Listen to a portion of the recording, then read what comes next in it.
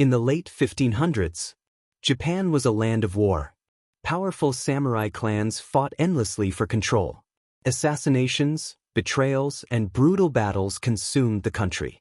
And during this violent era, before we dive into the main story, like and subscribe to our YouTube channel and click on the bell notification button for more interesting video like this. A mysterious African man arrived in Japan. At first, people thought his skin color was fake. Crowds gathered around him in shock. Some tried to scrub his skin to see if the color would come off. Others believed he was a mythical being. But within months, this foreigner would rise higher than anyone could have imagined. He would meet one of the most powerful warlords in Japanese history, carry weapons reserved only for elite warriors, fight beside samurai in battle, and become known as the Black Samurai. His name was Yasuke. But even today, historians still debate who he really was, where he came from, how he became a samurai, and what mysterious fate awaited him after the fall of his master. Tonight, we uncover the incredible true story of the African man who became a samurai in Japan. A hidden chapter of history so unbelievable, many people still think it's a myth. To understand Yasuke's story, you first need to understand Japan during the 16th century. This period became known as the Sengoku era, the age of warring states. For over a century, Japan was trapped in near-constant civil war. Regional warlords known as daimyo fought for territory and power. Samurai armies clashed across the country. Castles burned. Alliances shifted constantly. And survival often depended on military strength. At the same time, Japan was becoming increasingly connected to the outside world. In 1543, Portuguese traders arrived in Japan. Soon after, European missionaries began entering the country. Among them were Jesuit missionaries from Portugal and Italy. These missionaries hoped to spread Christianity throughout Asia. And with them came merchants, weapons, new technologies, and foreign servants and guards from Africa and other regions. During this era, Portuguese ships traveled extensively between Africa, India, and Asia. African men sometimes served as soldiers, bodyguards, sailors, or servants aboard these ships. And sometime during the 1570s, one of these African men arrived in Japan. His name was Yasuke. One of the greatest mysteries surrounding Yasuke is where he actually came from. Historical records about his early life are extremely limited. Some historians believe he may have originated from Mozambique, which was under Portuguese influence at the time.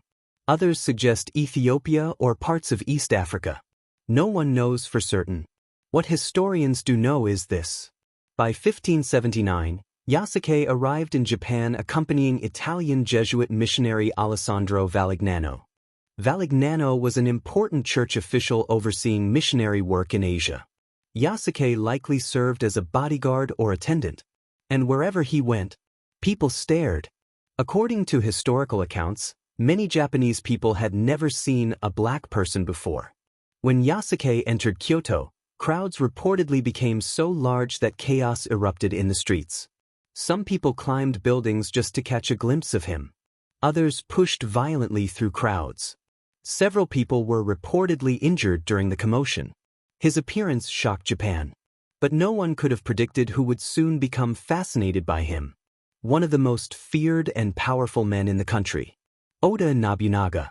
Oda Nobunaga was one of the most powerful daimyo in Japanese history. Brilliant, ruthless, ambitious. He aimed to unify all of Japan under his control. Nobunaga embraced firearms earlier than many rival warlords and used innovative military tactics. He crushed enemy clans mercilessly, destroyed Buddhist warrior monasteries that opposed him, and transformed Japanese warfare. When Nobunaga first heard about Yasuke, he reportedly refused to believe the stories. According to historical accounts, he summoned Yasuke to his court. At first, Nobunaga believed Yasuke's skin color must have been ink. He allegedly ordered Yasuke to remove his clothing from the waist upward and wash himself. But the color did not fade. Nobunaga became fascinated.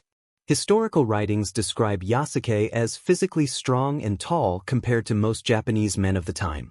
Some records estimate he stood over 6 feet tall, extremely unusual in 16th century Japan. Nobunaga quickly took interest in him. And soon, Yasuke became more than a servant. He entered the inner circle of one of Japan's greatest warlords. Over time, Yasuke gained Nobunaga's trust. Historical records suggest Nobunaga gave Yasuke a residence, a ceremonial sword, and a position within his service. These details became extremely important, because swords in feudal Japan were symbols of samurai status. While historians debate whether Yasuke officially held the legal rank of samurai, many believe his role closely resembled one. He accompanied Nobunaga during important events. He dined with him. And some records suggest Yasuke even learned Japanese. For a foreign African man to rise this close to power in feudal Japan was extraordinary, especially during an era deeply structured by class and hierarchy. Yasuke became both a warrior and a symbol of Nobunaga's curiosity toward foreign cultures. But Japan remained a dangerous place. Nobunaga had many enemies, and betrayal was always near. In June 1582, disaster struck. One of Nobunaga's own generals, Akechi Mitsuhide, launched a sudden rebellion. The attack became known as the Honnoji incident. Nobunaga was staying at Honnoji Temple in Kyoto with only a small guard force when Mitsuhide's troops surrounded the temple. Outnumbered and trapped, Nobunaga realized escape was impossible. Historical accounts say fierce fighting erupted, and Yasuke fought beside Nobunaga during the chaos. Eventually, the temple caught fire.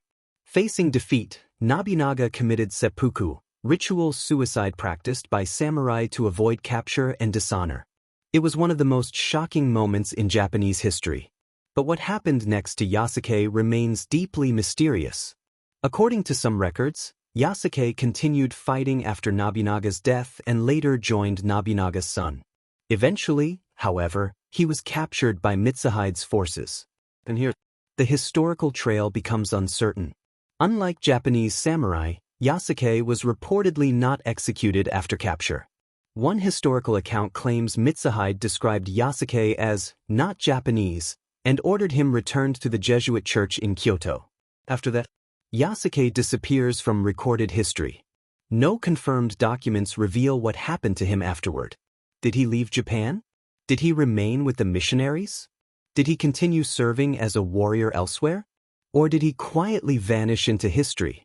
No one knows. This mystery helped transform Yasuke into legend.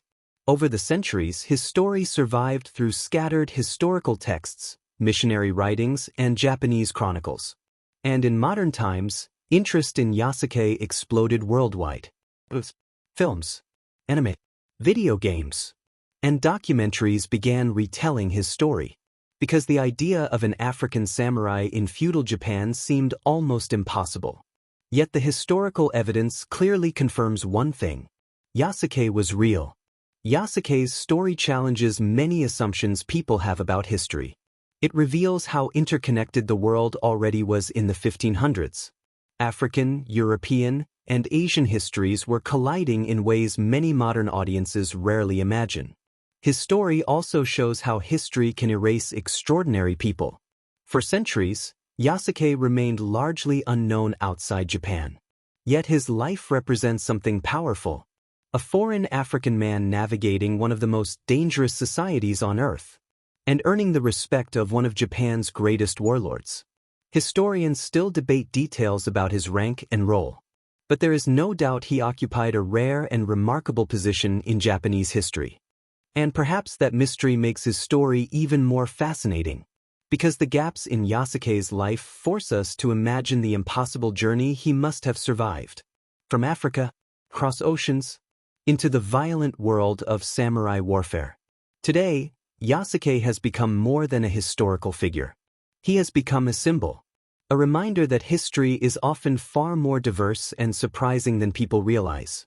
His story challenges simplistic views of race, identity, and culture in the ancient world. And despite centuries of obscurity, the legend of the Black Samurai survived. Not because of fantasy, but because hidden deep inside historical records was the truth. An African warrior once stood beside the most powerful samurai in Japan, and history almost forgot him. But some historians believe Yasuke's story may only be one small piece of a much larger hidden history, because scattered records suggest other Africans may have traveled across Asia centuries before modern globalization. Warriors, traders, sailors, explorers, men whose stories vanished into time, somewhere buried in forgotten archives or ancient manuscripts. The full truth about the Black Samurai may still be waiting to be discovered. For more videos like this, click like and subscribe to our YouTube channel.